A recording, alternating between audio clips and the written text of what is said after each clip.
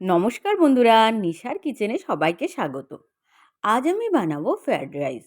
তো fried rice বানানোর জন্য এখানে আমি নিয়ে নিয়েছি দেরাদুন রাইস। আমি ভিজিয়ে রেখেছিলাম ১ ঘন্টার মতো। তারপরে আমি একটা ডেকচিতে গরম জল হতে দিয়েছিলাম। জলটা গরম হয়ে যাওয়ার পরে আমি ভিজিয়ে রাখা চালটা দিয়ে দিলাম। এই চাল তো বেশি ক্ষণ ফোটাতে হয় না, তাই জলটা একটু গরম হয়ে যাওয়ার পরে আমি কিন্তু চালটা দিয়েছি। চালটা দেওয়ার কিছুক্ষণের মধ্যেই দেখুন চালটা ভালো করে ফুটে গেছে। তো আর একটু ফুটলে আমি তুলে নেব। 80% মতো হওয়াবো। কারণ আবার যেহেতু ফ্রায়েড রাইস করব, তো ভাতটা আবার কড়াতে করে ভাজতে হবে।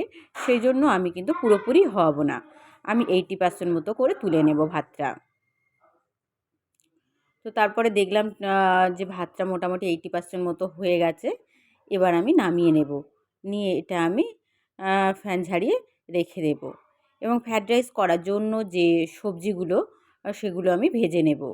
দেখুন ভাতটা আমি ফ্যান ঝাড়িয়ে রেখে দিয়েছি, একদম ঝরঝরে হয়ে গেছে। তো তারপরে এবার আমি সবজিগুলো ভেজে নেব। এখানে নিয়ে নিয়েছি আমি গাজর। গাজরটা আমি এরকম ছোটো ছোটো সরু সরু করে কেটে নিয়েছি। গাজরটা আমি সামান্য পরিমাণে ঘি আর সাদা তেল দিয়ে ভেজে নিয়েছি। আর দিয়েছি একটু লবণ আর গোলমরিচ গুঁড়ো। আর কিন্তু আমি কোনো মশলা দিইনি। তারপরে গাজর ভাজাটা আমি তুলে নিয়ে এখানে দিয়ে দিলাম কড়াইশুঁটি। তো কড়াইশুঁটিটাও আমি ওরকম সামান্য পরিমাণে লবণ এবং গোলমরিচ দিয়েই কিন্তু ভেজেছি, অন্য কিছু দিইনি। এবং সামান্য তেল আর ঘি দিয়ে আমি কড়াইশুঁটিটাও ভেজে নিলাম। তারপর আমি ওটাও তুলে নিলাম। তারপরে এখানে নিয়ে নিয়েছি আমি ফুলকপি। ফুলকপিটাও কিন্তু আমি এইভাবে সেম পদ্ধতিতে ভেজে নেব, লবণ আর গোলমরিচ দিয়ে। তারপরে আমি ভেজে নেব বিনস। তো এই যে সবজিগুলো দিয়ে ফ্রায়েড রাইস করা হয়, এগুলো শীতকালে কিন্তু খুবই ভালোভাবেই পাওয়া যায়। তাই ফ্রায়েড রাইস কিন্তু শীতকালে সবাই করে খায়। তো আমিও আজ ফ্রায়েড রাইস বানালাম, আপনাদের সঙ্গে শেয়ার করলাম। তো দেখুন ফুলকপিটাও আমার মোটামুটি ভাজা হয়ে গেছে। ফুলকপি ভাজাটাও আমি নামিয়ে নেব। এবার আমি ভেজে নেব, এখানে আছে বিনস। বিনসটাও আমি ভালো করে ভেজে নেব। গোলমরিচ আর লবণ দিয়ে আমি বিনসটাও ভালো করে ভেজে নিচ্ছি। সমস্ত সবজিগুলো মোটামুটি আমার ভাজা হয়ে গেছে। এবার আমি ভাতটা রেডি করে নেব।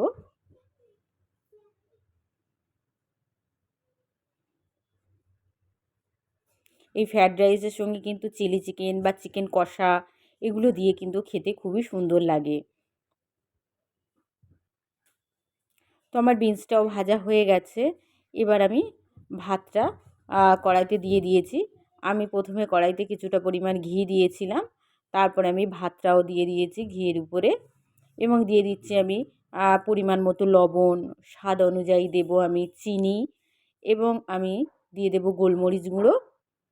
তারপরে যে সবজিগুলো আমি ভেজে নিয়েছিলাম ওই সবজিগুলো দিয়ে দেব।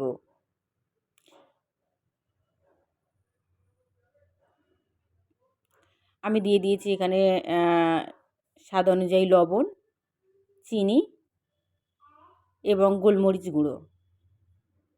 তারপরে আমি যে সবজিগুলো ভেজে রেখেছিলাম সেই সবজিগুলো দিয়ে দিলাম। ফুলকপি ভাজা দিয়ে দিলাম প্রথমে। তারপরে আমি দিয়ে দেব যে গাজরগুলো ভেজে রেখেছিলাম সেই গাজর ভাজাগুলো দিয়ে দিলাম এবং দিয়ে দেব কড়াইশুঁটিগুলো এবং দিয়ে দেব বিনস।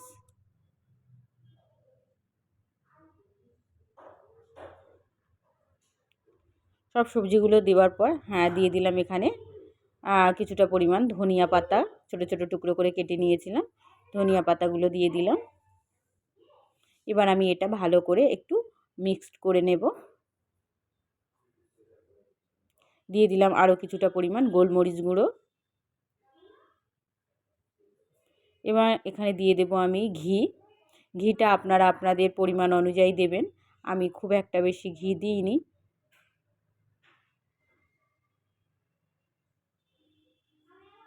এবার আমি এটা ভালো করে একটু মিক্সড করে নেব।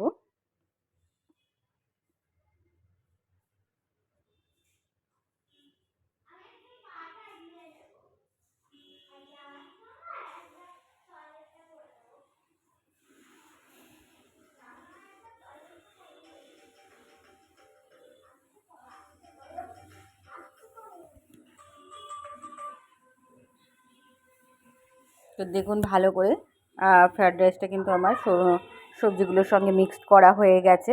আমি প্রথমে বিনসটা দিতে ভুলে গেছিলাম, তাই আবার বিনসটাও দিয়ে দিলাম। দিয়ে আমি ভাতটার সঙ্গে ভালো করে একটু মিক্সড করে নেব। আমার আরও কিছুটা ভাত আছে, সেটা আমি পরে ভাজবো।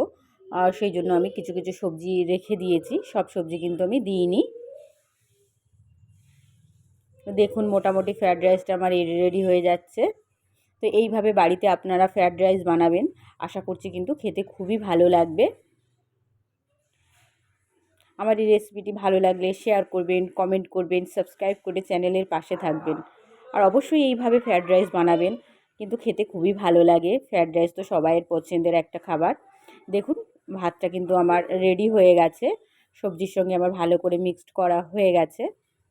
কত সুন্দর লোভনীয় দেখতে হয়েছে, এটা খেতেও কিন্তু খুবই সুন্দর। সবাই ভালো থাকবেন, সুস্থ থাকবেন, ধন্যবাদ।